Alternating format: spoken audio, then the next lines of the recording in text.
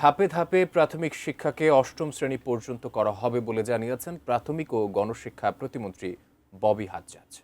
প্রাথমিক থেকেই বাংলা ও ইংরেজির বাইরে তৃতীয় ভাষা একটি শেখানো শুরু হবে বলেও জানান তিনি। শিক্ষা নিয়ে এক প্রাক বাজেট আলোচনায় পরিকল্পনা প্রতিমন্ত্রী জুনায়েদ সাকি জানান, এবারের বাজেটে সর্বোচ্চ অগ্রাধিকার পাবে শিক্ষা, স্বাস্থ্য, কর্মসংস্থান।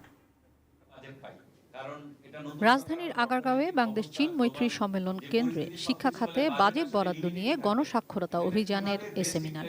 সরকারের প্রথম ৩ অর্থবছরে শিক্ষা খাতে জিডিপির ৫% এবং পর্যায়ক্রমে ৫ বছরের মধ্যে ৬% উন্নীত করার রূপরেখা প্রণয়নের দাবি শিক্ষা সংশ্লিষ্টদের। বাজেট ঘাটতি পূরণে কর্পোরেট সামাজিক দায়বদ্ধতা বা CSR এর ৩০% ও শিক্ষার জন্য বিশেষ তহবিল গঠনের সারচার্জ চালুর দাবি জানান বক্তারা।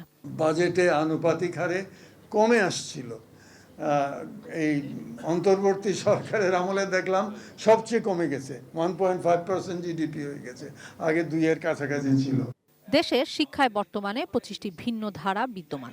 বিগত ৩ অর্থবছরে ধারাবাহিকভাবে বরাদ্দ কমেছে এ সেক্টরে।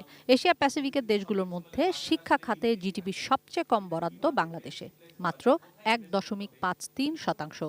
পরিকল্পনা ও সমন্বয়ের অভাব, চাকরির বাজারে যোগ্য জনশক্তি তৈরি করতে না পারা, দুর্বল ব্যবস্থাকেই মূল সমস্যা বলছেন বক্তারা। দক্ষতা থেকে ছেলে মেয়ে বাজারে আসছে, কিন্তু 15+ পর থেকে লেবার প্লাস বয়স থেকে শ্রমশক্তিতে গত 1.5 বছরে কোনো ধরনের ক্রেডিট গ্রোথ হয় না, মানে ক্রেডিট যাচ্ছে কিন্তু গ্রোথটা অনেক কমে গেছে।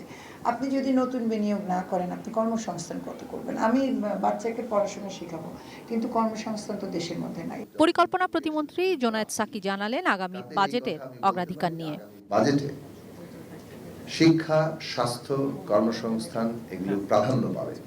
আবার বলি, শিক্ষা, স্বাস্থ্য, কর্মসংস্থান সর্বোচ্চ অগ্রাধিকার পাবে। শিক্ষা খাতে বিদ্যমান নানা সমস্যার কথা জানান প্রাথমিক ও গণশিক্ষা প্রতিমন্ত্রী। 2 আঙ্গিকে প্রাথমিক শিক্ষা সাজানোর পরিকল্পনা চলছে জানিয়ে বলেন, পরিবর্তন আনা হবে কারিকুলামেও, তবে হুট করে নয়।